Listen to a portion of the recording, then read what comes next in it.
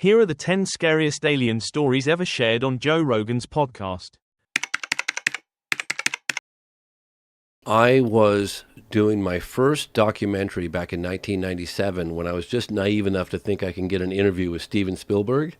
We had a mutual friend involved, this woman, Janet, and she gets back to me and she's like, yeah, so Spielberg's definitely not going to meet with you, but he knows you're working on this UFO documentary. He thinks you should look into this landing case that happened in Africa at the school. And I said to myself at the time, and remind you guys that I was making a film on UFOs. And I dismissed it so quickly because I thought, there's no way that a mass landing with the sheer volume of eyewitness testimony at a school in broad daylight could happen and the whole world not know about it. So I just walked away from that story for about 10 years. 10 years later, I'm doing an event at the National Press Club with Leslie Kean, who was part of the article in the New York Times that came out in 2017. And she introduced me to this guy, Randall Nickerson. And she's like, oh, he's working on this landing case in Africa. Long story short, he's working on a film now. I think it's coming out next year, specifically on just that case. Dan Farah is producing it. And he said, I'm working on the case, and if you want to do something with me on it, a small piece, I could. So I got back into it. I licensed some of the footage that Dr. John Mack, the Harvard psychiatrist that came and interviewed the school children on camera within a week of it happening. He unfortunately looked the wrong way in London, got run down by a car and died. So I contacted the Institute with the help of Randall Nickerson. I licensed the archival footage. We tracked down the witnesses today. We flew them in from all different corners of the world, brought them together. A lot of them were standing right next to each other. They came face to face, and one of the things I realized was that there were roughly 100 kids in the playground, broad daylight, aerial school, Rua, Zimbabwe, 1994, and they got within some of them within arm's length of these beings, and brought these witnesses together for the first time in 20 years. And a lot of them hadn't even told their significant others, just because they said they were tired of having to defend this. And I myself didn't believe it when I first heard about it back in 1997. And that segment of the film is the most, in my opinion, is the most powerful segment, because it's very compelling. You've got all these children saying what they saw on camera after it happened, and then you see them 20 years later, and then we go to Africa and we meet with the headmistress, or she was a teacher at the time. We meet with other witnesses. We go to the landing site. We talk to people at the school. That case is absolutely, and it was witnessed by lots of other people in and around the area for several days before it chose a school to land. Steven? It's so compelling because the children are all clearly, they're not actors.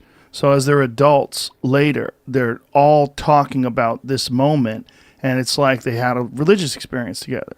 Like they're all sharing it and talking about it, and you could tell it's like it's a deeply moving experience. If they were actors, they wouldn't have been able to do such a good job, because to convey the reality of that moment to them, to be able to have this interpretation of this event where they're all consistent in the story and they're all clearly still shook by this moment. It's really interesting, because if you had that scene in a movie, it would take like a really good actor to pull it off. And they'd probably need multiple takes. They'd probably want to get the best one. But those kids, the way they were talking about it and the way they were drawing it, you're like, wow, it really does seem like something happened to them. I know how credible that the testimony of the children is, because my partner, Rebecca, she's never had much of an interest in what I do, making documentaries on UFOs. I do other things as well, but when I was reviewing in the studio the archival interview of the children, she just dropped off a cup of coffee and she stopped and went, oh my God, those children are not lying. This is the most amazing thing I've ever seen. Because look, I ask your audience to don't take it from me. Just suspend judgment for a moment and imagine, hypothetically, if a UFO or several UFOs landed at a school in broad daylight in Rua, Zimbabwe, Africa, and interacted telepathically with nearly 100 school children. Not all of them had telepathic, but seen the incident. How significant of a story would you give that? Well, not only that, they had the same message. Yes. What the telepathic message was that technology is a real problem. Yes. And there's things that people are doing with technology that are going to ruin the earth. Yes. and they were trying to relay this to children, which is very strange. Yes. You know, Yes. I mean, maybe they just thought they were adults because they were the same size as the aliens. I mean, do you think they knew that they were children? Do you think they understood that it was a school? I mean, this is all speculation, right? But no, I definitely had to ask myself, look, during the production of the film, Paula Harris actually turned me on to another landing case that happened in Australia in 1966 at a school. And this time there were roughly 300 witnesses that saw a disc land right outside a playground in Australia. And we went to Australia and investigated that case, went to the landing site, talked to eyewitness testimony, people that jumped the fence at the school playground and ran over to where this thing landed. And then we even interviewed a guy who snapped a photograph of a disc, a Polaroid, back in 1966, 2 days prior to the incident. So it's very probably that we have photographic evidence, we have eyewitness testimony, and for the first time we've got testimony from a science teacher. So why do these things land at schools? It seems like, and I'm just totally speculating here, but it seems like if I were going to do that, it seems like a pretty benign environment. We have testimony from military guys that we take a fairly hostile position towards things that penetrate sensitive military installations. And, so maybe, I'm just saying maybe It's safe. Maybe it's safe. Maybe but it's we safe. have to stop reacting to intrusions by UFOs as a threat. I mean, that's the whole thing behind this new task force. And as much as I respect, the task force, my colleagues and I want to cooperate with them to the extent that we can bring information or resources to what they do. But there is more. This should not be looked at specifically as a threat. I mean, with the phenomena that we observe, I mean, if they wanted to blow up those F-18s, they could do it, okay? Obviously, that's not what it's all about. And this idea of just labeling it all as a threat because it's unknown, that's a wrong idea. 90% of the information comes from the public, comes from children, and very, very little of it is made up. In France, I mean, the data we get, at the French Space Agency comes through channels where if people reported something that's found to be untrue, they're going to be called by the police. In episode 1976, James Fox shares the haunting tale of the Virginia UFO case. Witnesses terrified, soldiers involved, and whispers of a captured alien. Following and pleading with him all the way out there. Please, just tell us, please. I swear on my life this happened. He gets in the car, doors open. He looks up, and the only reason why I'm telling you this because he died. He looks up at Marco and I, and he goes, "It happened." Closed the door, and off he went. Now, the reason why I share that is because that's not something that I can put any weight on for the documentary for people like you, right? But as a personal message for me, knowing that level of validation on the inside, it kept us going. It was like, okay, why on earth would he have done that? Why on earth would he say? And that kept Marco and I going, and that was a personal level of validation. That is there any conventional explanation why the military shut everything down? Why they had military barricades set up around that area? No, they did try to say that the creature was this guy who's got like some deformities. But I've seen the guy Modine or something like that. But you talk to the witnesses. But why would the military shut the town down because of a guy with deformities? And then for the doctors in the hospital, they said, there was like a midget having a baby or something weird, just something that was just so ridiculous. It was like, and you talk to the witnesses, and they're just like, oh, come on, I'm not even gonna, that's laughable at best. I mean, these girls came within 8 to 10 feet. Three women, Katya, 2 sisters, Liliani and Valkyria, 14, 16, and 21. They got within 8 to 10 feet in broad daylight of this creature. And one of the things that doesn't come across in the film, when they saw this thing, they're looking like, what are we looking at here? They're walking through this field, and it's up against a cinder block wall. And one of them was looking at it, what is that? And it was crouched by the wall. It was weak and feeble. And one of them kind of like screeched. Like, what is that? And it turned, and it looked right at the girls, locked eyes on them. Liliana grabs her younger sister, who's 14, Valkyria, and hightails it out of there. Katya is 21. She's frozen in her tracks, locked eyes with this creature, and it's communicating with her. Please help me. It wants help. It's weak and it's feeble and it's scared, and it's crouched down. Liliana realizes that Katya is back there. She gets, 100 feet down the path. She leaves her sister, stay here, I'm going back to get Katya. She runs back. And I asked Katya, and I asked all the girls, during that moment of contact, when you lock eyes, I know it's only a brief second, but during that moment of contact, what did you feel? Like, put me there. That's where the title comes from, Moment of Contact, because that was when they locked eyes on this creature. And that's when Katya said, help me, I'm scared. And it was feeble and suffering. And it's a very powerful moment. And these girls have been saying the same thing. The mother, it's the first time I'd ever reported on these so-called like men in dark suits that show up and intimidate witnesses. Honestly, I've been hearing about those cases for so many times, but I've avoided them because it's got so much baggage from men in black. It's just ridiculous. I just didn't even want to be associated with it. But I'd heard it. I can go on until I'm blue in the face. I go till tomorrow morning with the amount of cases, with generals too.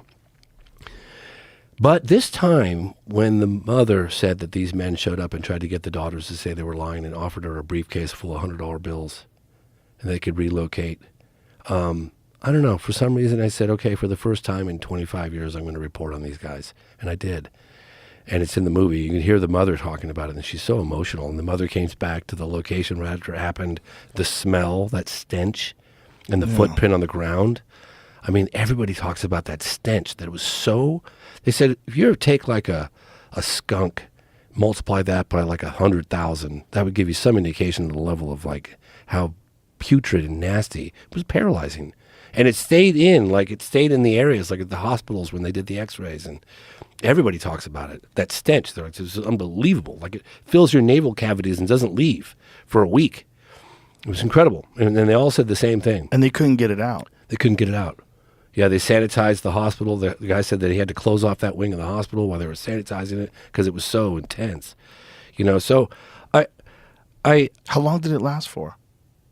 I heard days and weeks is what I heard from people. And even the mother said when she went to where the creature was, she said that the stench, even there after the creature was gone, got in her nasal cavities, and she tried to flush it out with water and saline or whatever, and she just couldn't get it out of her nasal cavities. Really crazy. But they all did. I mean, everybody talked about that stench, I mean, the military officer, the guy that drove the creature around, I was sitting across from him. You can't see his face, but I did. And I'm looking this guy in the eyes. I'm thinking, I could be looking at a guy that drove a fucking alien around. You have no idea, dude. You have no idea. How did he describe it? So fucking intense. When I came back from that trip, people were like, how was your trip to Brazil? What was it like, man? They got great... smoothies and coffee, and I'm just like, you guys have no idea. I think an alien spaceship crashed, and they recover live aliens, and we made contact, and the Americans came in. That's what I'm thinking about. So I told a couple people. On the last trip I came back, I was just like, I was so rocked. I couldn't reintegrate back into culture. I was just like, fuck, I think this happened. It's the biggest story ever. So people were asking me. Even my neighbor who runs that Make-A-Wish Foundation, he was like, James, he goes, bro, I like you a lot and I got a lot of respect for you, but you lost me on this one. And I was like, I don't blame you, bro. I really don't. But listen to the witnesses. That's all I say. And I would tell people, and I realized I can't talk about it. All I can say is just listen to the witnesses. Don't take it from me. But I'm looking at that guy in the eyes, Joe. And I've been at this for 30 years. I'm working on my 7th film right now. I'm looking this guy in the eyes, and I'm like, this guy probably drove an alien around. And it tripped me out so hard. And it ruined his life. He's to get this guy to go on camera, just like a week earlier, he was like, I don't care all the money in the world. I'm never coming forward. The risks are too high. How did it ruin his life? because you're harboring this secret. You're being watched. You're being told not to ever talk about this. And you're looking over your shoulder all the time. And they call you, the military calls you periodically. They want to know where you are. And he's got this secret inside him that he can't tell the rest of the world. And he's thinking about all the different, everyone's out there speculating, is it real, is it fake, is it real, is it fake? And this guy drove a body around. Just think about that for a second. Think about the doctor who took the x-rays of this thing. Marco Leal, thank you, Marco, you're the man. Marco Leal found him 8 years ago. And he was like, he confirmed the story. He was still working at Regional Hospital. He goes, I'll never come forward. Marco kept going every year back and forth. Then he retired. And 4 years after he retired, he agreed to meet with us. He wasn't even sure he was going to go on. And I said, look, man, we'll film you from the back. We'll disguise your voice. Showed us photographs of him at the hospital. We know we've been trying to get at him. Excuse me. At the end of the interview, he said, thank you. I feel so much better. I've been shouldering that burden for 26 years, and I've so desperately wanted to tell somebody, to share that story with the rest of the world. And you meet these people, and you think, why on earth they didn't come to us? They're not trying to sell their story. We tracked them down and begged and pleaded with them to come forward. When I found Martha, the sister of the deceased military officer, Marco Chirizi, we were knocking on doors. I remember the sound guy from Rio de Janeiro. He was like, you're out of your mind, dude. What are you doing? You can't just knock on random doors. I was like, man, if there's a will, there's a way. I'm going to find this lady. And we found her. And it was like this kind of sketchy area. You know, it's like when you get out of your car and you could see like people drawing the curtains back and looking at you and you're standing out. Like, dude, I stood out like a sore thumb, man. And then we walked up. I had Marco with me, thank God, and we had camera crews and stuff. It's kind of sketchy. And Marta appears, and her husband appears in this he's a big guy, and he's got like a white beater shirt on, and he looks like he wants to rip my fucking head off. And I'm like, and she's looking at me, and he's just looking at her going, Marta's looking at her husband, and her husband's looking at Marta like, give me the signal, I'll kill this guy. That's the fucking... And I was looking at Marco, and I was like, James, you need to think quick on your feet right now. And I said immediately, please translate this. I'm here to give your brother justice. I'm here to get the story out. Please, talk to me. And we developed a relationship with her slowly over that. And those were the first words that we exchanged. And we eventually got her to come forward, and we talked. She'd gone forward in the past, but she doesn't know who the hell I am. I want to take you back to the doctor. Okay. When you talked to the doctor, what did he describe? He said that it was a normal day, January 1996. It was a regional hospital. He said every day, and all of a sudden, all these military trucks and police cars showed up at the hospital. They come in armed, and they got a bag. They got a thing in a black body bag. And he was like, what the hell's going on here? They're like, you're going to be taking some x-rays. And he's like, okay. And they had him inside, and they had armed guards. And I was asking him, like, what was it like? Because when I interview witnesses, I always ask them to project. Like sometimes I'll even close my eyes because I'll use their words to recreate. So I'm like living it through them. You know what I mean? Mm-hmm. So I'll close my eyes, and I'll recreate the scenes in my head with their words, right? It's harder in Portuguese because I'm having to get it translated, but I ask questions like, what was the atmosphere like? Was there any talking? No talking. Super tense atmosphere. Very tense. Armed guards on the outside, armed guards on the inside, military trucks running. Nobody comes, nobody goes. And he said, first time in the history of my career, I took the x-rays and I couldn't even verify that they were good because they took them immediately. And then they said this event never happened. He said the stench in the hotel, in the hospital was overwhelming. And he goes through the different x-rays that he took, the abdomen, the head, the arms, the legs, the thorax, and it was incredible. In fact, Uberajada Rodriguez, if you're listening to this, he's one of the leading researchers. He's gone quiet. Peccaccini disappeared for 20 years. Did he get to see images himself? Did he get to see the body himself? Oh, he was right. Well, they didn't open the body bag, but he was He said the stench was just overwhelming. So they x-rayed it through the body They bag? x-rayed it through the body bag. So he never got to see... He did not see the alien. And he didn't get to see the x-ray images or anything? Nope. They wouldn't let him see a damn thing. Nope. Now, there were two doctors. There was a guy named Roger Lear. Roger Lear found out... These are people that I really want to meet. I mean, people are coming forward in droves right now. We just got 2 forensic pathologists for the first time ever working together to come forward to make statements, and they're providing documentation of the autopsy reports done on the deceased military officer. That's the first time ever these guys are coming forward. It's happening right now. Let's explain what happened to people who haven't watched the documentary to Yes. the deceased military officer. Yeah. So right after the 3 girls came within 8 to 10 feet of this creature or being or entity or ET, whatever you want to call it, about an hour later, it was about 3 o'clock in the afternoon, I would say probably maybe around 5 o'clock, there were 2 military guys on patrol on the lookout for something unusual, what they were told. They didn't say a UFO had crashed. They were on the lookout for something highly unusual. And it was Eric Lopes at the wheel and Marco Chirizi, military police, in the passenger seat. They were about 1.5 blocks to 2 blocks away from where the girls had seen the creature a couple of hours earlier. And this thing runs across the car in front of them. He had slammed his brakes on, and without a moment's hesitation, Marco Chirizi jumps out of the car and grabs the thing with his bare hands. Yeah. And he puts it in the back seat, and they drive it to a clinic, and the doctor is like, what the hell is that? Get it out of here. I don't know what, leave. So they went to regional hospital, and then ultimately it went to Humanitas Hospital. And so we have testimony from Military X that when he drove it from Humanitas Hospital, it's in the movie, but he drove it from Humanitas Hospital to as a military base where it spent the night in the truck for one night, and then it went from there to Espesex Campinas. It's like a university. It's where all the intellectual scientific heavyweights reside. And then it was there, I think, under examination, according to the witnesses that we talked to, for a day or two, and that's when the Americans flew in to Campinas.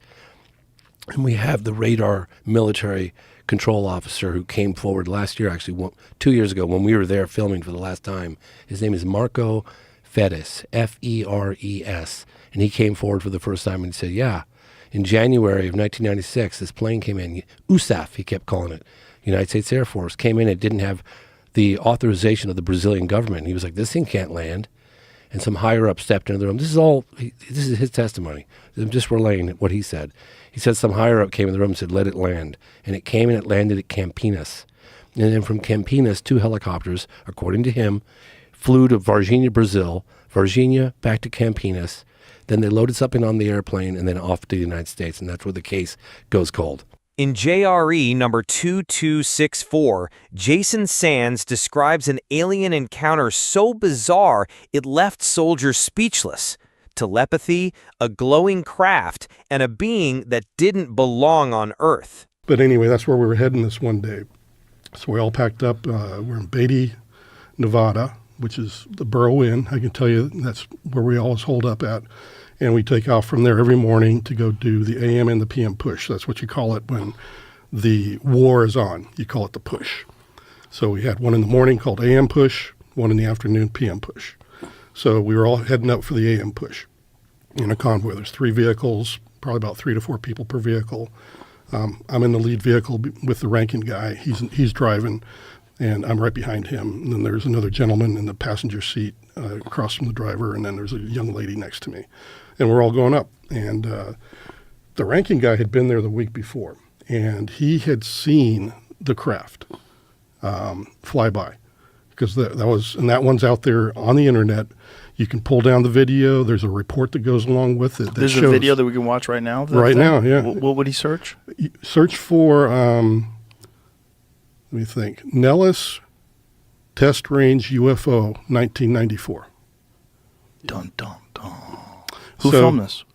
This was filmed by the operators on the range because we're putting these pilots in a risky situation by playing war with them, but we're training them. So if there is any kind of a mishap or a pilot or plane goes down, everything needs to be recorded. So this is it right here? Yes. So this video is being taken by one of these cameras that's up on the range. And along the bottom, you see that this is also trying to lock on to the craft so it can follow it as it goes in and out, because this is the kind of way that you want to track if there's a craft that is having problems. And This is moving very erratically. Right. So this is what the ranking guy saw. Can I pause you for a second? This tracking, is this manual or is this like some This sort of an automated system? It's an automated system. So the automated system is having a hard time Locking on to it. Yeah, if it locks on, you'll see a big spike, and that means that it finally locks on. Right now it's trying to, but something is stopping it from locking on. And they think it was the craft. And it's moving like crazy, side to side, all over. There's actually a recording that goes with it where you hear the guys going, "Hey, does anybody know what this is? What's going on here?" Can we hear that?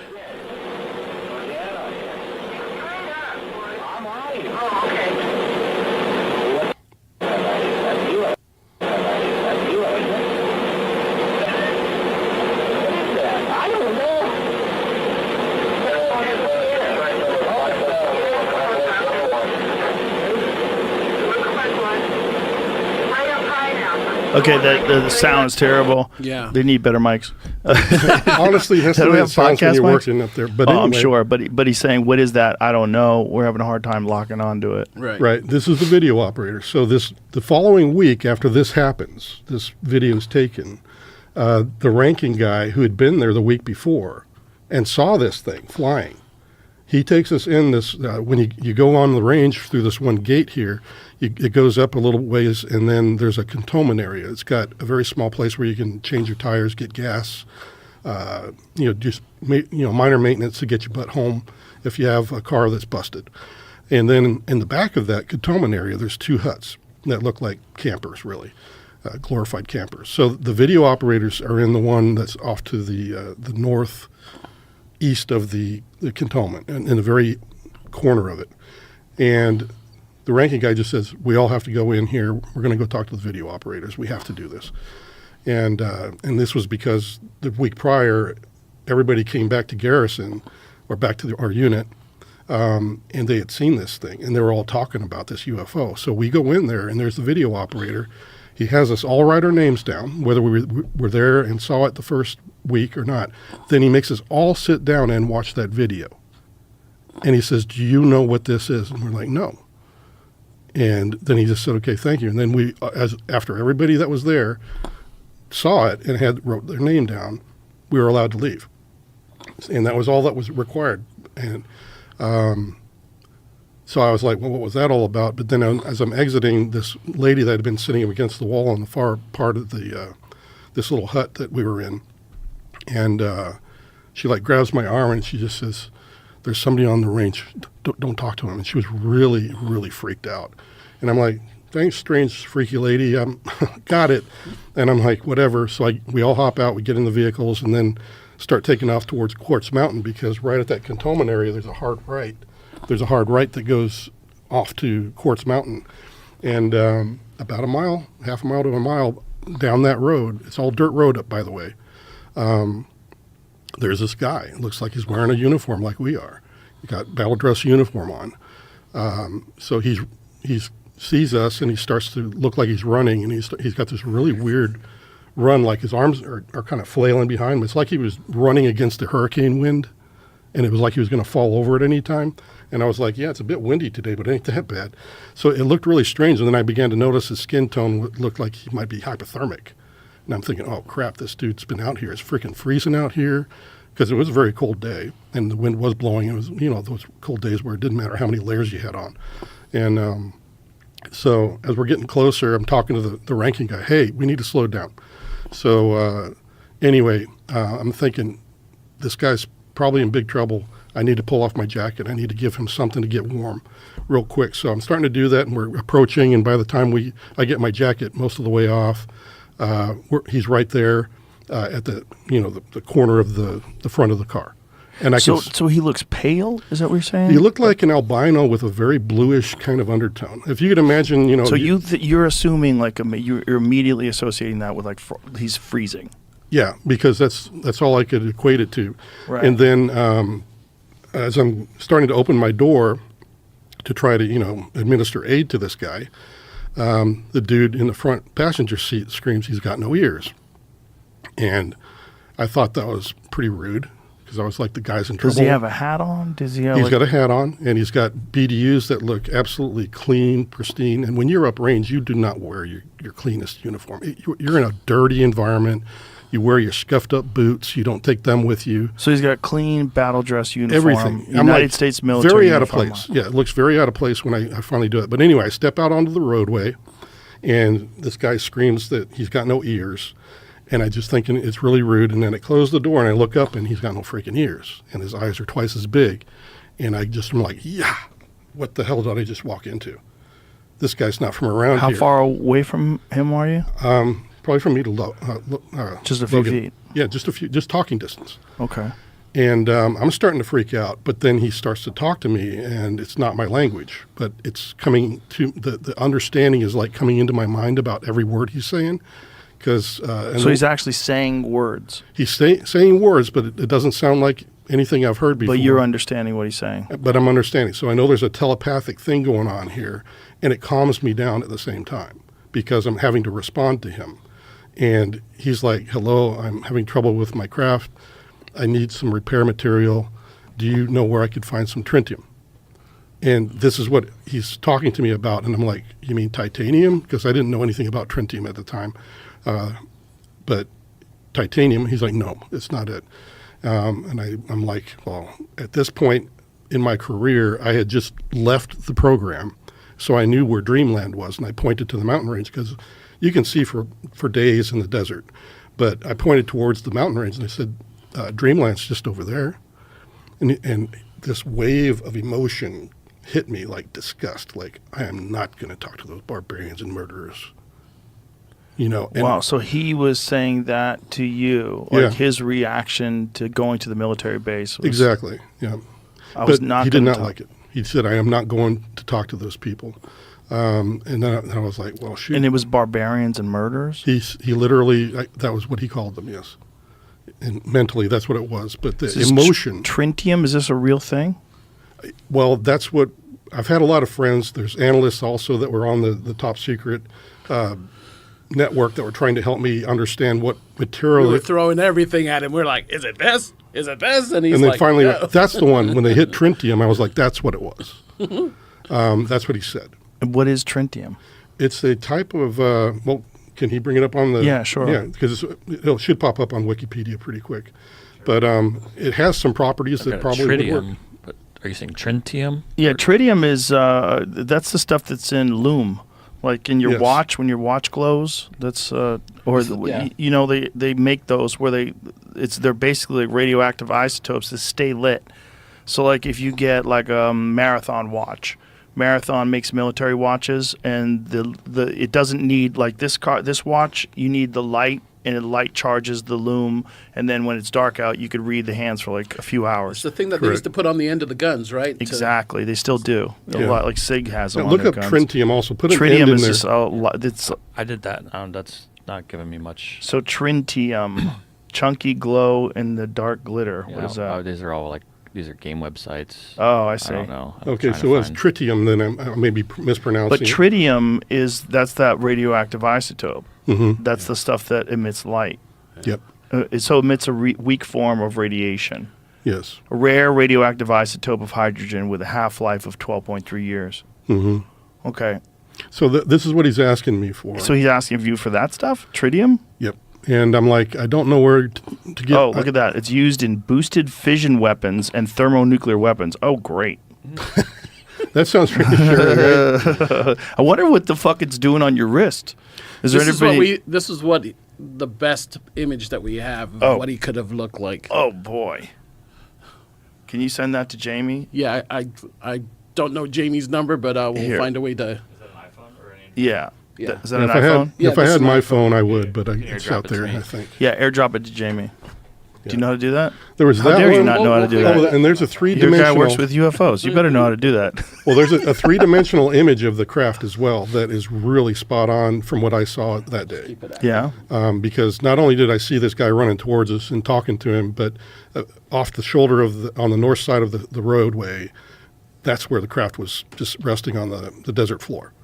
And I got a really good look at it at that point. And this guy did a 3D rendering of the description.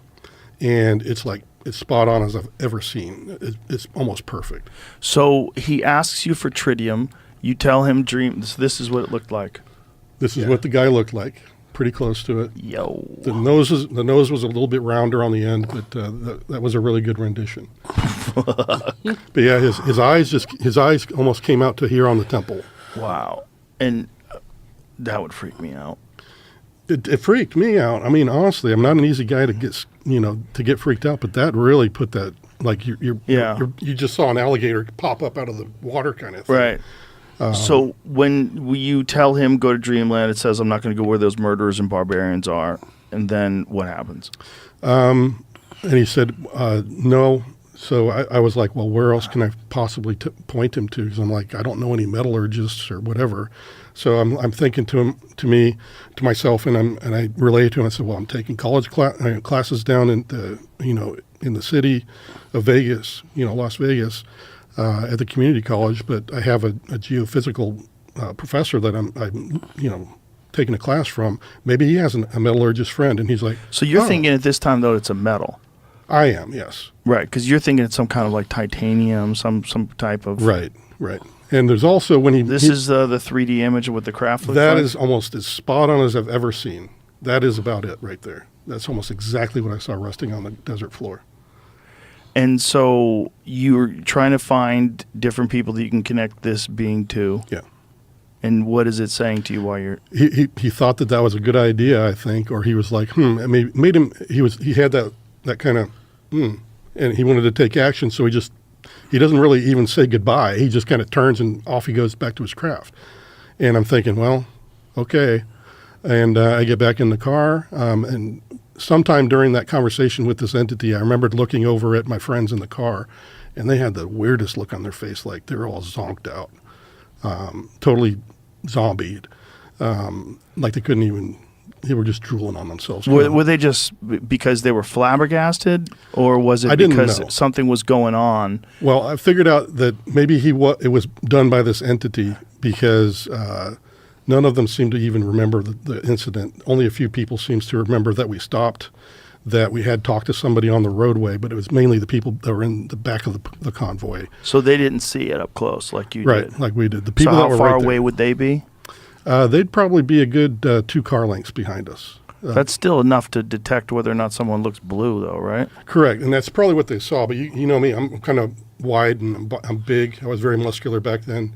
And you're standing in front of this thing. So they'd have a difficult time because this guy stood about a good half foot shorter than me.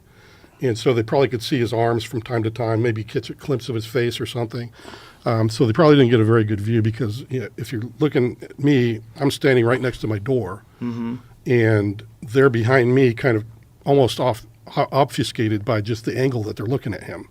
So all the windows are tinted in those vehicles. In episode number 1597, Travis Walton recounts the chilling night in Arizona when he was allegedly abducted by aliens. Let's take it back to the day that this happened. You're 22, you're logging, you're in the woods. Tell me what happened. Well, it's just... when you're done working, hard physical labor, everybody's kind of jacked up, and there was a whole lot of chatter in the car. We're just talking away, it's starting to get dark. We just loaded up our equipment. We're headed out. And I looked up ahead, and I saw this kind of glow coming through the trees. First, I thought, no big deal. It was deer hunting season. Thought maybe there was some hunters camped up on the hill up there. Maybe light shining through a tent. It was still something really strange, kind of caught my eye. And one by one, the other guys in the crew started looking, but nobody said, "Oh my God, what's that?" or anything like that. It was just kind of an idle curiosity at first. But when we burst into the clearing where we could see the source of this glow, it was just, whoa, it was just mind-blowing instantly. I inexplicably got out of the truck and ran toward this thing, but I thought it was just going to take off, be gone in a flash. And so, when you say in the clearing, so are you driving on a dirt road? Yeah, it's a dirt road. Trees are real thick. This was a part of the contract we hadn't cut in yet, so trees were a lot thicker there, except for this clearing. And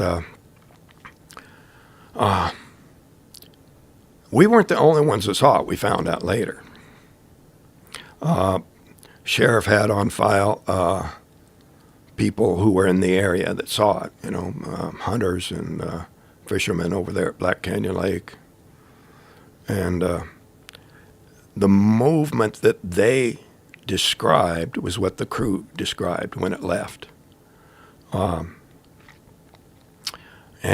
course, I didn't see that. But what did they describe? They described this glow rising up and streaking off, I believe they said, toward the northeast. There were some people that probably don't want to be public about it, but there was one guy who was just deer hunting, and he worked in military intelligence, and he stuck by what he and his wife saw. They were both together. And another guy that was at Black Canyon Lake, I won't mention any of those guys' names unless they Joe's do, but found out later that there was more official investigation that nobody talked about at the time. Immediately, though, this was all nonsense, and these guys murdered him, and even my oldest brother, he didn't believe me. He thought they had killed me. What we were doing with the brush that we cut was piling it up. There were piles that were in the clearing so that the Forest Service could burn these piles, when the conditions were right, where it wouldn't spread, wet conditions otherwise, but burn up this excess material to reduce the fire danger in the woods. And my oldest brother was tearing those piles apart. He was certain that my body was under there. And there were some pretty testy confrontations between him and my brother. And I think even my other brother, Dwayne, he initially took that approach, but he quickly became sure that they were telling the truth. Now, what do you remember when you were going through your mind and you're trying? I mean, this is a story you've told so many times, and this is a story that's been turned into a film, which it's got to be very surreal. But when you look into your memories and you try to go back to that day. Well, I don't try. It's something I try to block out, but it's unforgettable. And there's... What do you remember seeing when you ran into the clearing? Well, the whole clearing was lit up with this weird glow. It's really hard for any artist or movie to try to duplicate the strange glow there was there. Made everything look really, really pretty eerie, and did it have a color to it? It was kind of a golden color, but with a kind of a softness to it it wasn't like beams of light shooting out. It was just this haze of light. And did it seem to come from a specific part of the craft, or? Most of the surface seemed to be glowing. There were darker areas that didn't give off light, but it was the parts that weren't glowing. It wasn't so bright that you couldn't look at it, but it had a metallic look to it. So what did the craft itself look like? It was a classic disc-shaped craft. Years later, there was a report. I can never remember names, but this guy was saying that he worked at Area 51, and they had something in there. He worked with the Tester Model Corporation to create a model of what he was describing. And that's actually the closest of any of the other descriptions I've seen. But I don't think these things have just one type of craft. I think there's many, many different shapes. What makes you think that? Well, personal experience. I try not to emphasize these other incidents, but I've seen the glowing sphere. I've seen the giant black triangle.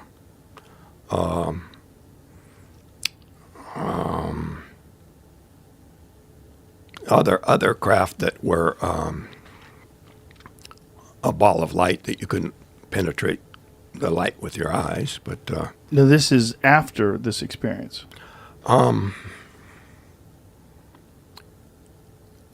I think the reason my brother Dwayne was persuaded more quickly than my brother Don was that he saw a craft in those woods. It's probably 10 miles from there while deer hunting.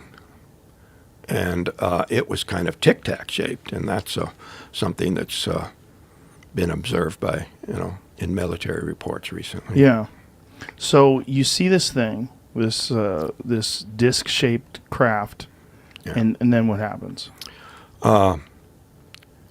It started to move and started to get louder. Louder. Yeah. It was the guys in the truck heard it too. There was a low thunderous kind of a rumble that you actually sort of felt more than heard. And then there were other high-pitched frequencies. I was talking to a group of students from technical college, and they were really interested in what the sound was like to try to, compare that with theories that they had concerning what might be their propulsion. But the increase in volume, it suddenly got louder as it started to move. And, at the same time, the guys in the truck were screaming, "Get away from there, let's go, get back in the truck, let's go." And which would have been the smart thing to do. But as soon as it moved, it startled me, and I just ducked for cover. There was a log there. I got down behind this log, and they were screaming, "Let's go, let's go, let's go." And I didn't need to be told. I was just going to, stand up and run away.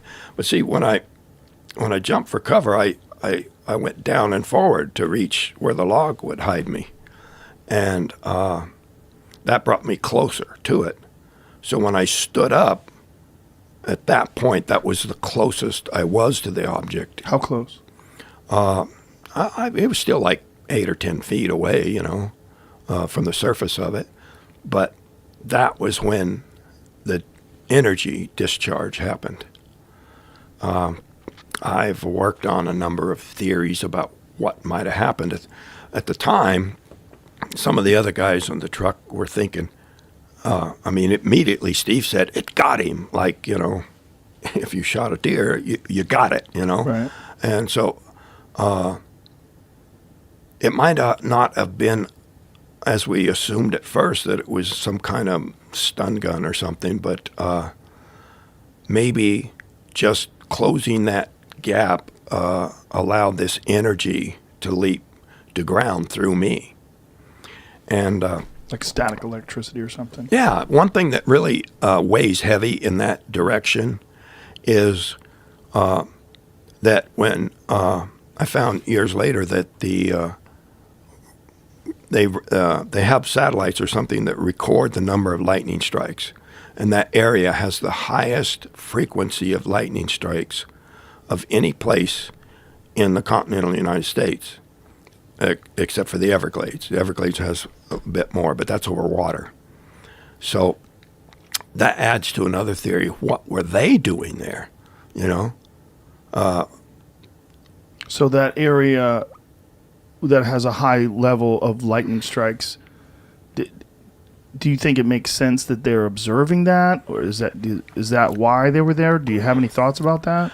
Well, up until a few years ago, You walk down the rim road, and if you see a tree that's been hit by lightning, you can always see it. It's a strip of bark that's just blasted out of there, and it's all bare, and it can actually still survive the lightning strike, but it turns the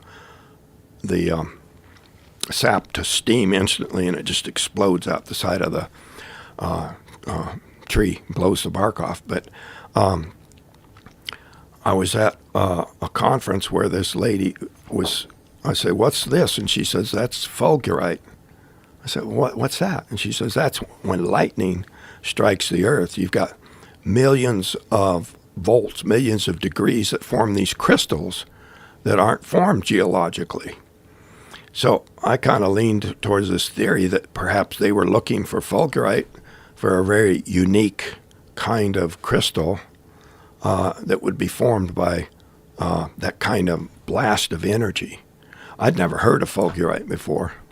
Can you pull up an image of that, Jamie? I'd like to see what that looks like. I know tritonite is something that happens when they call it nuclear glass. It happens when there is either a nuclear explosion or when asteroid impacts hit the Earth. That's it right there. Well, these crystals are supposed to have very special properties for people who are into crystal stuff, but...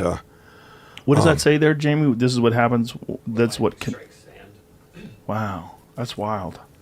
It's beautiful, isn't it? Yeah, it really is. That's pretty wild. So it might be that they were looking for that. Well, who knows? It may be something that they use for energy. What is that? That's really when lightning struck Santa created that thing? That's wild. That is wild. Look at that. It looks like a tree coming out of the sand. I'm guessing that was wet sand. Yeah. But yeah, well, it's right next to the beach. It must be wet. That is crazy. That's really wild, man. In episode 1883, former Navy pilot Ryan Graves reveals chilling encounters with mysterious UFOs off the U.S. coast, objects defying wind, speed, and logic. Tell people your credentials, what your background is. Sure. So, my name is Ryan Graves. I have an engineering degree, mechanical and aerospace engineering. I promptly left doing that to go fly F-18s for the Navy as soon as I graduated college. Did that for about a decade, both operationally in combat as well as in an instructor role, teaching the new students. And, we did witness something while we were flying in our jets, but, we were doing it we witnessed it in the context of our just everyday flying and our missions. And what year was it that you witnessed this? So we started seeing these in 2014 was the earliest that I know. 2013, late 2013, early 2014. And could you describe what was the very first experience? Yeah, so for me personally, the experience was simply just flying out to the area like I would any other day. And instead of seeing an empty airspace with just my wing person or another squadron doing something a different block, there were all of a sudden a lot of different radar contacts, which is immediately a problem because, we could be hitting one of those or someone working in our area. And this was happening because we upgraded our radar the best we could tell. We were in a earlier radar called the APG-73, and we had come back from deployment. We entered a maintenance phase, it's called. We kind of do a little bit less flying, upgrade the jets if we need to, do any long-lasting maintenance, and we upgraded to the APG-79, which was a much better radar. And what is the difference in the capabilities of the upgraded radar system versus the original system? Mm-hmm. So, kind of practically speaking, it's like going from an analog TV essentially to like an OLED. It's, a digital modern tool compared to more of like an analog classical radar that has more limited range and has less ability to track multiple targets and things of that nature. So just generally speaking, we would expect to see, more objects if there were any out there or smaller objects, but there shouldn't have been any objects out there. And so how far offshore are you when this is all going down? Our working areas start about 10 miles off the coast, and then it goes out 100 or 250 miles or so, though we don't usually use those far eastern areas. But we would only see them over the water. So they would really only be in our working areas, maybe slightly in between the working area and land, but never over the land, sometimes over the bays that are in the area that are quite large. but never just kind of zooming west over land or anything like that. And is this restricted airspace? It's not. So that's a tricky question. For us operating in a military operating area, it is not restricted in the sense that you have to be, there's only one person allowed in there. You could have these little Cessnas kind of bumbling in there, but they would get called out pretty quick, both from the kind of air traffic control agency that's working out there, as well as the F-18s and the other aircraft that may be working out there. But in a broader sense, when we look at it in relation to our air defense identification zone, which is essentially a band of airspace that surrounds our entire country, if your flight path originates out over the water outside of that ADIZ and you proceed into that ADIZ, into our controlled airspace, then you do have to essentially have permission to enter that airspace. It's not a restricted airspace like a traditional bombing range, but it is protected airspace. It's our coastal air. So you have this upgraded radar system, and what are you detecting? So on the radar, really what we can learn from that is essentially the kinematics of the object. So where is it essentially, and what direction is it going, how fast is it going, things of that nature. We can't necessarily make out the shape or things of that nature. So it's a representation. It's like a block on our screen to show that information. And so when we see that on our radar, we can tell, where it's located, perhaps what's located around it if there's other objects we're detecting, how fast it's going, what direction it's pointed in, what direction it's traveling in. So we call that velocity vector. So if we see this essentially little circle, it'll have a tail coming off of it. And that tail kind of represents the nose of the vehicle, at least as its flight path is going. And so with that, we would typically see an aircraft just kind of trudging along with a straight line, taking occasional turns. But these objects had a little bit more of a, I don't want to say random, but more less controlled flight path. That velocity vector would kind of jump around a bit more. They would not proceed in like a perfectly straight line as you would imagine like a flight navigation computer would take you, right? It takes you from A to B in the straightest line possible. These objects seem to kind of be moving in a direction that was not a straight line, but generally proceeding in that direction. And so they would kind of be meandering slightly, but moving in that general direction, both three-dimensionally and horizontally. So winding around, going up, going down. Mm-hmm. So they're not on a flat plane, and they're not going in a straight line. So I don't want to draw too many firm statements like that because we would see them being flat, too. We'd see them perfectly stationary up there, regardless of the wind. Really? Mm-hmm. Yep. Wow. So what kind of wind are you talking about? Oh, gosh. I mean, at altitude, you can have anywhere up to 100, 120 knots of airspeed. What is that in miles per hour? It's about 130, 140 miles an hour. So they're completely stationary with 140 mile an hour wind. Correct. How would something do that? It's confusing to me as well. Even if we had something that could just burn that much energy, right? Like if you had a sphere surrounded by little rockets, right? Just imagining something right now. Okay. And if you wanted to keep that perfectly stationary, right, against gravity, you could just fire all the rockets at the bottom really fast and hopefully keep it flat, right? Right. It's going to have tiny little variations. And then if you have wind hitting it and all this, you could potentially have those rockets try to counter it, but it would never be perfectly still in winds like that. Because the wind's not perfectly still either, right? Exactly. It changes and varies. It does. So it's almost like it's the wind. It's not even really fighting the wind, it seems. It just seems like it's just there in a way. Wow. So the first time you see these things, what are your thoughts? Yeah, the first time really was, well, what is this, right? It's not a UFO or something mysterious at this point. It's at what we're thinking at this point we see on the radar is just, well, our radar is broken, right? These perhaps don't represent physical objects yet because we hadn't, visually seen these or seen them on our camera yet. And so, we kind of like, hey, what's going on here? Is anyone else seeing this kind of thing? But not really like investigating it, right? It's just kind of like, all right, there was stuff out there, but maybe next time we'll take a look. But the way our systems work, when we have all these contacts on our radar, and if we kind of just select one out with our little cursor there, all our sensors go to it. Our FLIR goes to it, which is our camera system. All our weapons, they have like their own little eyes in some sense, and they all look in that direction.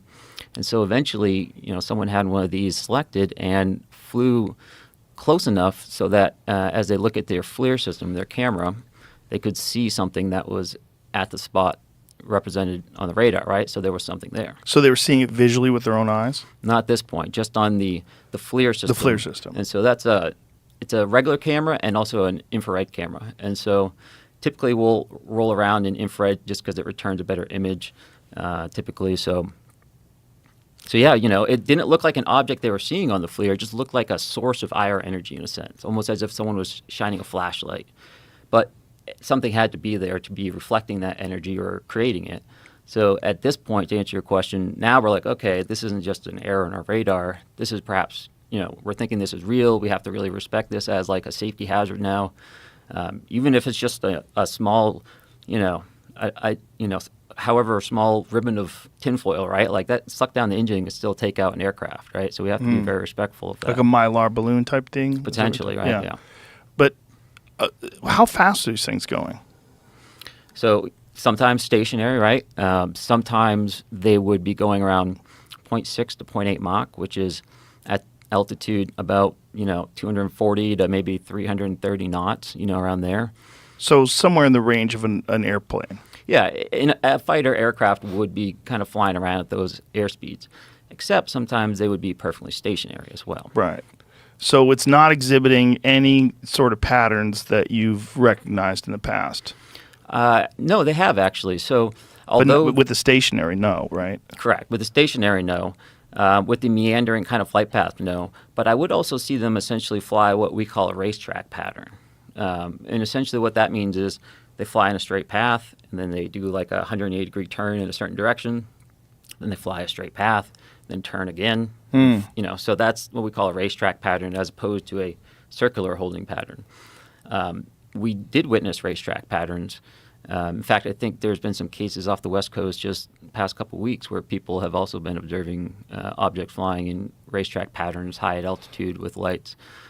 So I do recognize that behavior, but I don't necessarily think that means we have to attribute it to normal behavior necessarily.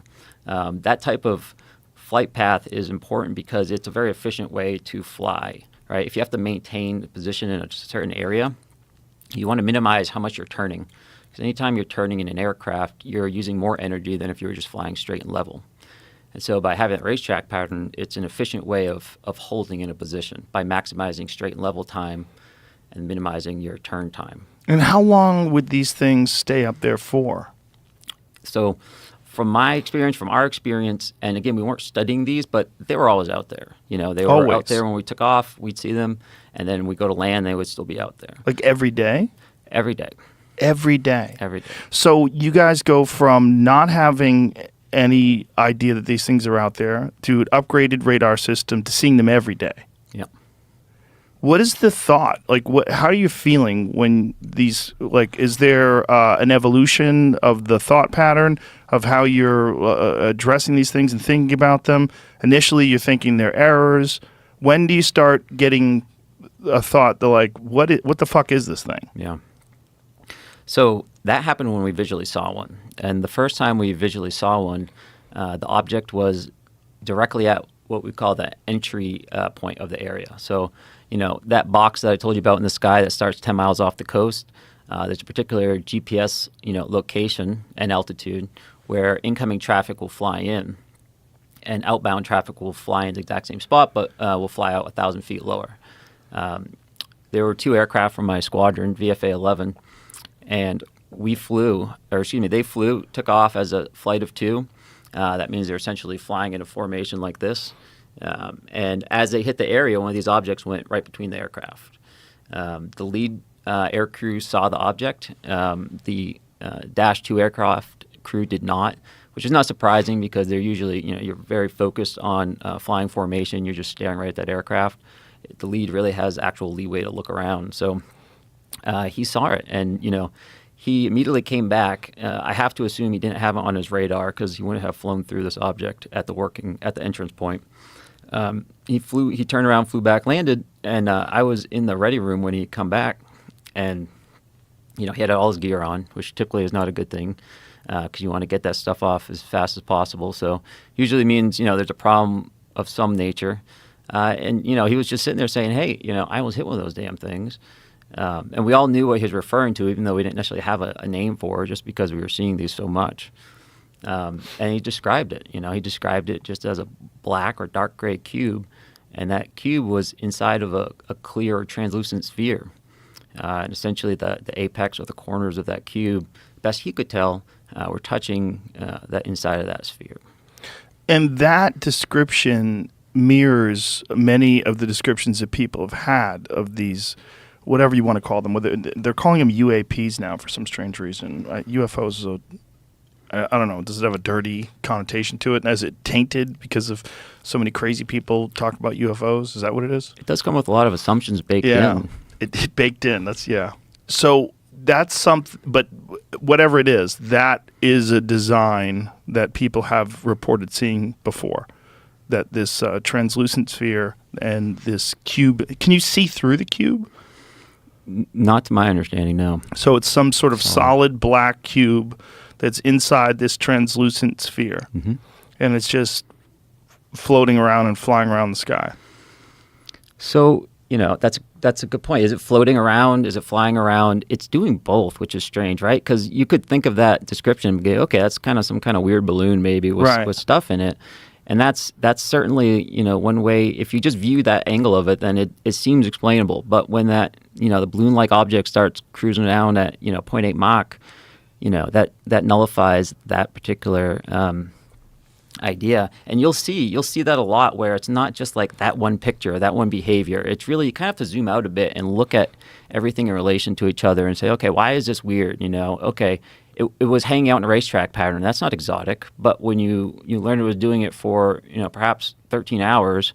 13 hours? Perhaps they were out there all the time, So, I land and I go back. And we weren't on a Intel mission to analyze these, right? We're going to do our training. It's very expensive, $30K an hour to fly these things, right? So really the only time we can put energy into looking at these things is when we're kind of transiting back and forth or waiting for a fight to start. And so, it's never like a dedicated analysis. In episode 2339, Joe Rogan, Big J. Okerson, and Louis J. Gomez react to alleged photos of a real alien. Blurry, eerie, and impossible to ignore. Oh, Jamie, speaking of UFOs, did you see Lou Elizondo, these photos that are supposedly of a real alien? Oh, here we go. Bro, it's so dumb. The photos look blurry. Of the photos of the dead alien, like you can't even zoom in on that. You can't even fucking focus. Look at these. Yeah, that thing. Look at that. What is that? What's that? What is that? How about better pictures? This is crazy. These are the only pictures? Is this from the 40s? Like, what's this picture from? What is this?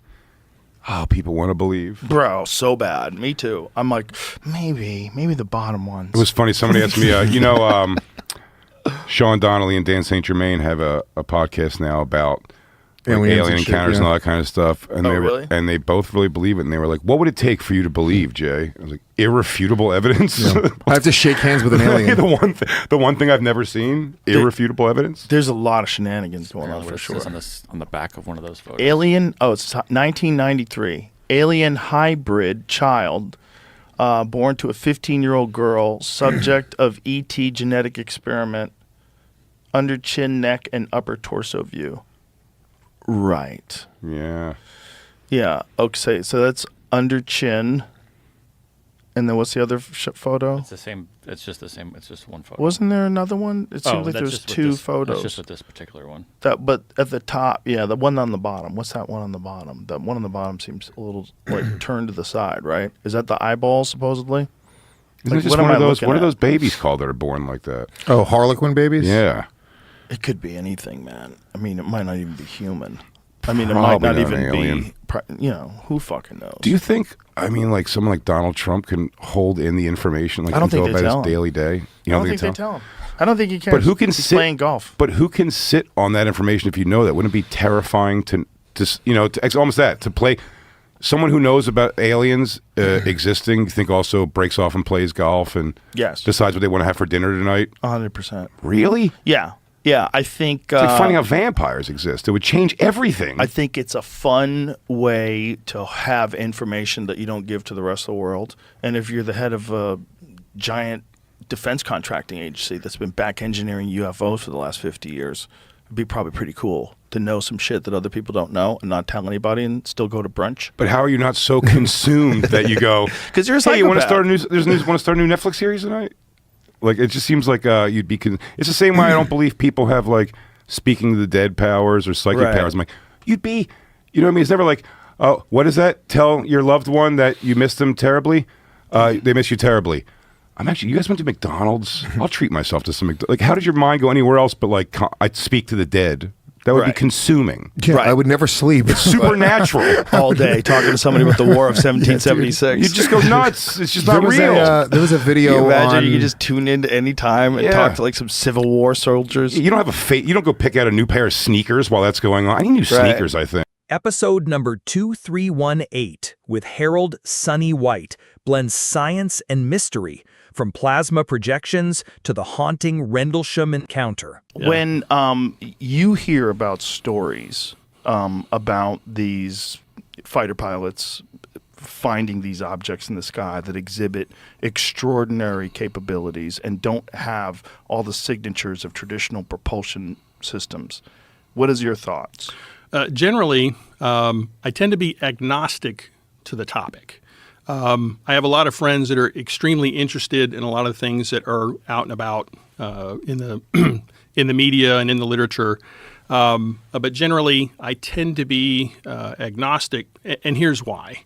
In everything that's currently out that people talk about and highlight, it's difficult for me to take the data and the evidence and then pull that into the work that we do in the lab with some of the different test devices we work with as we kind of explore the frontiers of where physics and propulsion might intersect.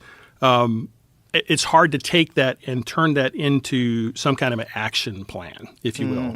So I'm certainly aware, like David Fravor, the experience that he had with, I think he calls them Tic Tacs, right? An amazing account.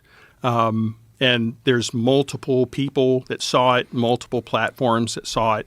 And so to start with, right, I thought maybe there was a small chance that was just like we have stealth technology, right, where if you want to hide a plane, what if we had the ability to project something, right, through some mechanism where we could make people go where we wanted them to go, right? Because I know there's a technology that uses like two different lasers that triangulate a certain point in open air, and they put enough energy into a particular location that they ionize the air, and so it creates like a bright pixel.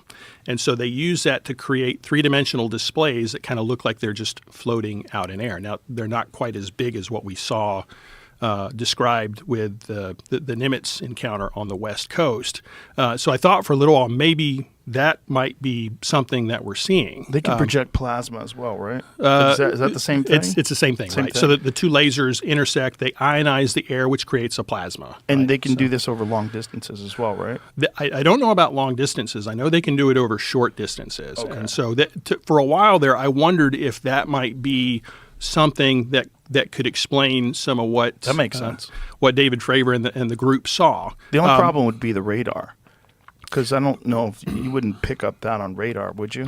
Because it's not a mass, right? So the plasma would certainly absorb a radar signal, right? Because it's gonna polarize any electromagnetic wave that tries to go through. So it would show up. It might. It might. Would it be possible to make something that big, that's 20 feet long, out of that? It's hard for me to imagine that. Right.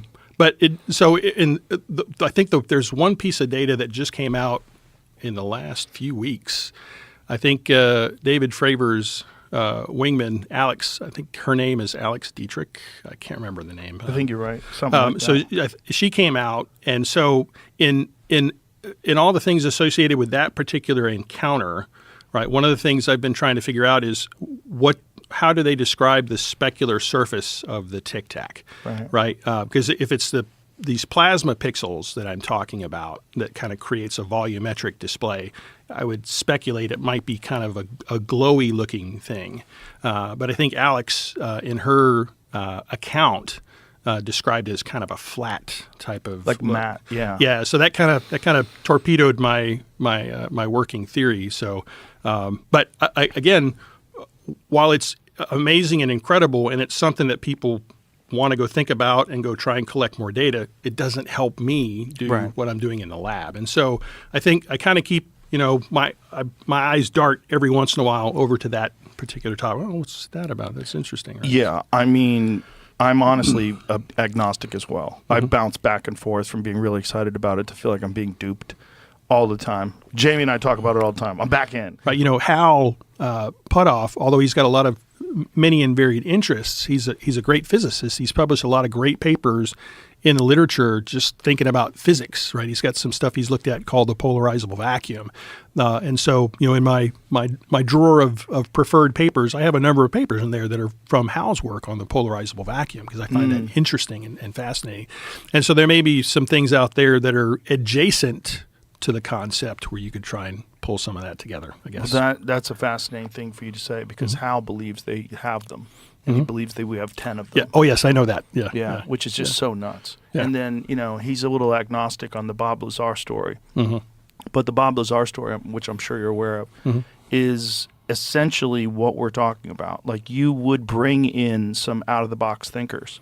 And if you found some wildly intelligent young scientist who put a rocket engine in the back of a Honda, which is what he did, you would go, what is that crazy fucker up to? Like, let's have him look at it. What's it hurt? Right. The guys at Rocketdyne say he's a wizard. Right. Bring him out there. Or the guys at wherever he wasn't at Rocketdyne. He was at Los Alamos. The guys at Los Alamos said he's a wizard. So let's bring him out here. Let's see what's going on. Yeah, his story is I'm not too familiar with it. Right. It's the nuttiest story of all Yeah. time. Yeah. And he supposedly, they denied that he ever worked at Los Alamos, but then they found him on an employee log. And not only that, he knew the outline of the place. He knew the security people. George Knapp took him on a tour of it, and he knew everybody. He knew the people that worked there. He knew how to get around. Like, he clearly worked there. So that's interesting that they tried to deny that he ever worked there.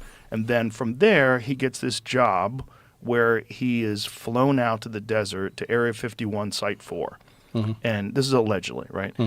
During this time, he can't even tell his wife what he's doing.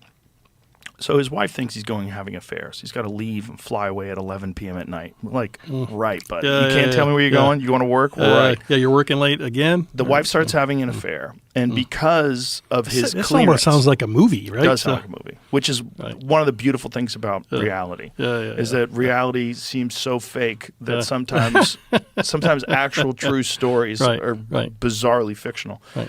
So his wife starts having an affair. Because of his clearance, he cannot be working on these things if he could be under extreme emotional duress. So they fire him. They tell him he can't. They don't give him any explanation. They don't tell him his wife's cheating on him. He starts taking people out to the desert, explaining to them, you have to see what we're working on. They fly this thing on certain nights, and they do these test flights around the base. It's nuts. So he takes these people into this area. They see it. They get arrested. When he gets arrested, he gets caught there. He explains what he was doing. He says, okay, I've got to go public or they're going to kill me. So he goes public with George Knapp. Initially, they hide his face, and then he says, you know what, fuck that. Let's just film me. Let me tell you everything. He goes over the diagram of this device, and he calls it the sport model, and it looks like that. That thing that we have right there. It's almost like a hubcap, right? But exactly. It's That's a copy of it. Okay. In the middle of that thing is some sort of a generator that he said works on this unknown element, this element 115. Oh, some of this is coming back to me. I think I've seen some stuff over the years. Yes. Yeah, some of it's coming back to me now. And essentially the way he describes it traveling, and again, this is in the 1980s, the way he describes it traveling is exactly the way you describe that sort of warp drive, changing space and time around it. And that you would point that thing where you wanted to go, and it would just... Yeah. That it all sounds very surreal, right? Oh yeah. There's another story again, as I said, I have a number of friends that are keenly interested in this, and so I've been exposed to some of the different things. And that to me, the Tic Tac account is interesting because it's got a lot of rigorous data, if you will, that helps you go, well, I can't explain that, I can't explain that, I can't explain that. There is another accounting that I just put in the category, my brain doesn't even know what to make of it, and it's the concept of Rendlesham Forest. I don't know if that rings a bell. There's something over in the UK where there's a base over there, and some airmen came across some very weird. I can't even begin to describe. I'm not sure if I know this one. It's pretty bizarre. I don't know it well enough to unpack it today, other than to say it's so bizarre that when you listen to the accounts that were recorded, right, it doesn't make any sense. It's like, if you think about if you watch an octopus in an aquarium, right, and the octopus is doing something, you can sometimes understand what their motivation is. There's like a cross species ability to it's like communication but without words, right? That octopus wants to go eat that little crab or whatever the case may be. And so our chemical computers, even though they're different, we can look at their behavior and we can go, all right, I think I understand what that octopus might be wanting to do today, or a shark or a dog or a porpoise.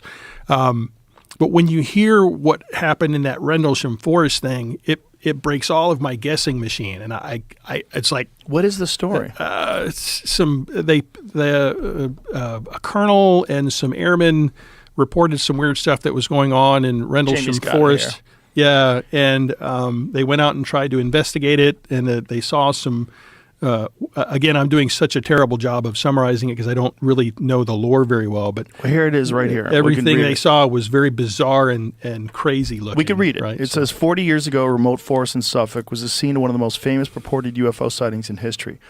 So just what did happen, and will we ever know for sure? Victor Thurnkettle was out chopping wood one morning in Rendlesham Forest in late December 1980 when a car drew up. Out stepped two men, aged about 30, dressed in suits. "Good morning. Do you mind if we ask you some questions?" asked one in a well-spoken English accent. Earlier, on 26 and 28 of December, United States Air Force security personnel stationed at nearby RAF Woodbridge had reported seeing strange lights in the surrounding forest. Forestry worker Mr. Thurnkettle, unannounced and unidentified visitors, asked if he had been out the previous night. I said no, he recalls. They said, "Did you leave the house at all? Did you see anything?" I said, "What?" They said, "Oh, there's a report of some red lights in the forest. We're just checking." And the two men, very politely but firmly, asked me probably about 20 questions. I thought they were journalists. They suddenly said, "Oh, well, fair enough. There's probably nothing in it," and left. So I bought the papers every day for the next few days to find out what was going on. And, of course, there was nothing. 3 years later, however, Sightings made the news of the world front page story. It proclaimed UFO lands in Suffolk, and that's official. The story was based on a memo from RAF Woodbridge Deputy Base Commander Lieutenant Colonel Charles Halt to the Ministry of Defense. It was released by the U.S. government, described as an encounter with an apparent UFO in the forest. Since then, the sightings have been the source of much debate and speculation among UFO enthusiasts and the subject of numerous books, articles, and TV programs. In March, a documentary concluded the sightings had achieved legend status like the Loch Ness or King Arthur. The forest even has its own official UFO trail, complete with a life-size replica. Go back up. Of the flying saucer. And this is the replica with like the Hamza thing on it, that hand thing. Bizarre. Thurnkettle, UK authorities have said they didn't learn about the incident. Okay, but what is the story, though? Let's get to, what is the story? Scroll down more. What does it say? Yeah, and that gets into the stuff that it doesn't make sense in terms of what they describe the UFO doing. It's just very peculiar, right? So, yeah. They got there, my heart absolutely plummeted. There was nothing. It was an absolute normal glade in the forest with 3 rabbit scrapes. They're all carefully marked. It happened to be roughly a triangle. Okay, what else does it say? What is the sighting? Burn marks on trees, but what's the sighting? I can show you what the UFO looked like. But okay. I mean, sure. That's what they said it looked like? Yeah. Whoa. And it had those markings on it? I Googled it. My Google search said that Grush brought it up when he was on here, but I couldn't find like even clips about it. So I don't know that we went that deep into it. How bizarre is it that it has that symbol? What is that? That's an ancient Hindu symbol, correct? That Hamza symbol? I don't know. These are different symbols. Oh, they're different. Yeah. That looks very weird. Huh. So what about this one stands out to you?